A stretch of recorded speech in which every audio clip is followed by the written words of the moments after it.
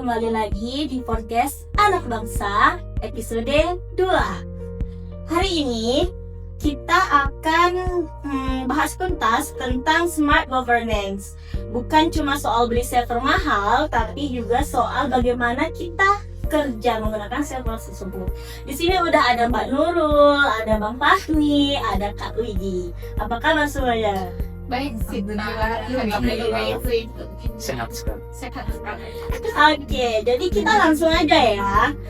Bang Fahmi ya kita mulai dari Bang Fahmi. Jadi humas kita ini Bang baru aja dapat penghargaan Silver Winner Anugerah Humas Dikti Sains. Jadi apa sih sebenarnya kunci suksesnya? Apakah karena dapat anggaran yang besar? Oke, ya memang alhamdulillah ya kemarin kampus kita Politeknik Negeri Sambas itu mendapatkan silver winner ya, penghargaan dari Dikti Sains menjadi humas terbaik ya. Jadi kita bilang nih ya, masalahnya apakah memang karena faktor anggaran nih? Sebenarnya enggak lah gitu ya. Enggak. Jadi memang kalau saya lihat itu alhamdulillah yang paling ditekankan yang utama itu adalah integritas dan komitmen. Bagaimana menginternalisasi budaya kita kepada pegawai kita sehingga memang mereka betul-betul bisa paham tentang output atau tujuan dari digitalisasi itu adalah untuk memudahkan gitu, bukan untuk menyulitkan gitu. Saya setuju sih sama Bang Fahmi, karena kunci good practice itu ada pada profesionalisme tentunya, dan juga SDM-nya yang punya digital hospital ini. Jadi nggak ada lagi tuh namanya ada aplikasinya tetapi nggak bisa pakainya, atau ada aplikasinya tapi nggak ada orang yang pakai gitu. Jadi aplikasi digunakan itu berdasarkan profesionalisme kerja dari institusi kita sih. Nah, tapi nih ya, gimana sih itu cara untuk nularin virus sukses yang kita sudah raih nih? Ya, gini Pak. Jadi kami itu memang dalam internal manajerial gitu, menekankan pentingnya itu kolaborasi. Kenapa kolaborasi? Karena kolaborasi itu dapat menghidupkan sesuatu yang awalnya itu tidak baik, itu kurang, itu bisa kita optimalisasikan. Tidak kompetisi. Karena ketika kita menekankan kompetisi, maka yang akan ada itu adalah individualisme yang akhirnya bertunjuk kepada egoisme. Sehingga bagaimana cara kami menularkannya? Jadi biasanya itu kami mengundang unit lain untuk bagaimana kita bisa bertukar pemikiran, bertukar ide, dan akhirnya dengan ide itu bisa memaksimalkan potensi yang ada di internal kita. Oke, next. Nah, oke sih kalau gitu ya. Itu kan nih sisi-sisi indahnya aja ya dari unit-unit kita dan keberhasilannya.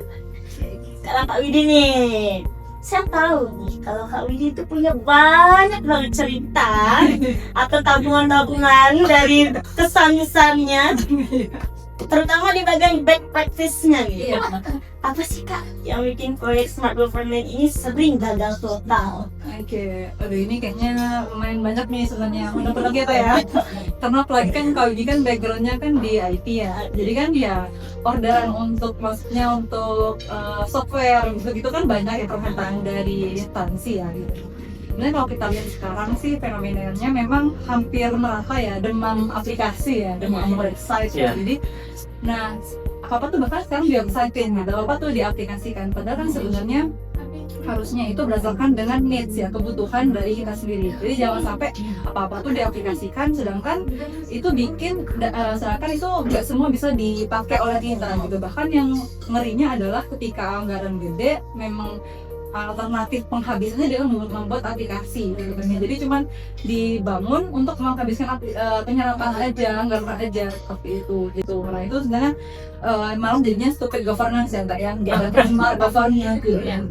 Harus memilih ketepatan orang yang memegang aplikasi tersebut sehingga itu tuh tidak menjadi kuburan data aja. Sistem ada tetapi pengelolanya pun tidak paham dengan literasi digitalnya itu seperti apa. Karena kompetensinya itu nggak Iya, bidangnya gitu. bukan di bidangnya. Kita jangan berkawin ikuti kegagalannya emang karena nggak ada kompeten dan sistemnya dipaksakan ya. Sebenarnya dua-duanya sih Kak, tapi kan yang paling parah ini kalau misalnya tujuannya hanya penyerapan anggaran ya. Sampai itu yang parahnya ya. Harusnya itu kan ada integrasi nih dari kompetensi yang membuat sama kebutuhan dari masyarakat. Soalnya jangan sampai ini aplikasi ketika sudah dirancang ternyata nggak sesuai dengan kebutuhan kita gitu. Ngeri banget nih. Terus gimana nih Kak Nurul sebagai ASN, gimana cara mencegahnya biar pola gagal ini tuh nggak berlanjut, nggak recycle terus nggak berulang-ulang? Untuk bicara cara pencegahannya mungkin kita harus balik lagi ke sistem merit ya. Jadi penempatan ASN itu harus berdasarkan kompetensi kita. Jadi bukan kedekatan. Saya dekat dengan senior ini atau saya akrab dengan dia. Saya sering ngopi gitu sih. Teman ngopi. Jadi saya bisa nih pegang untuk posisi ini. Tidak seperti itu ya. Harus berdasarkan kompetensi yang kita miliki. Jadi harus ada grand design yang terintegrasi dengan baik. Jadi jangan kasih izin untuk orang-orang yang tidak punya kompetensi untuk mengelola sesuatu, dia memegang itu. Betul ya. Jadi saya tambahin satu lagi nih. Sebenarnya juga penting bukan hanya kita itu ketika tambah membangun aplikasi, membangun sistem, tapi kita juga harus punya standar yang standar itu sifatnya bersifat adaptif ya. Karena kita tahu bahwa dalam hal smart ASN itu istilahnya smart ASN itu harus lincah, harus bisa menyesuaikan dengan keadaan disrupsi hari ini ya, sehingga apa-apa yang menjadi sesuatu yang mungkin itu awalnya sulit, itu awalnya susah, itu bisa lebih efektif, lebih efisien ya. Jadi SOP yang adaptif itu sangat-sangat penting untuk menunjang smart ASN itu.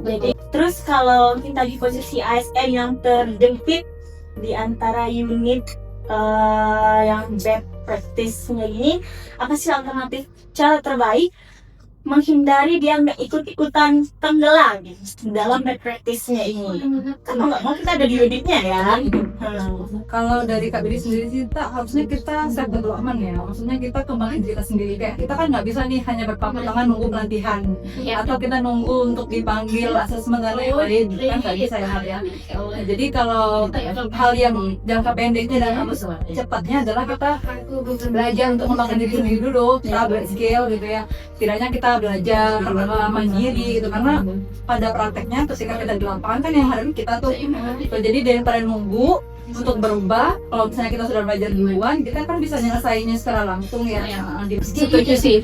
Jangan takut buat jadi agent of change, agen perubahan, ataupun bahasa gaulnya sekarang itu whistleblower untuk inefisiensi. Jadi sesuatu yang tidak penting atau sesuatu yang tidak sesuai dengan kompetensinya, kita harus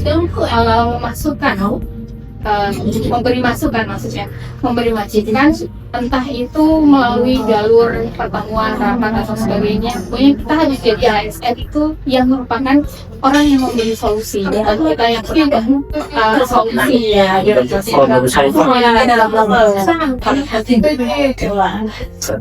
Terima kasih nih ya Mbak Nurul, Kak Widi, dan Pak Fahmi atas obrolan yang berdaging dan berseratnya hari ini. Oke deh, sampai jumpa di episode podcast Anak Bangsa berikutnya. Salam Smart Governance, ASN berapa? Dadah.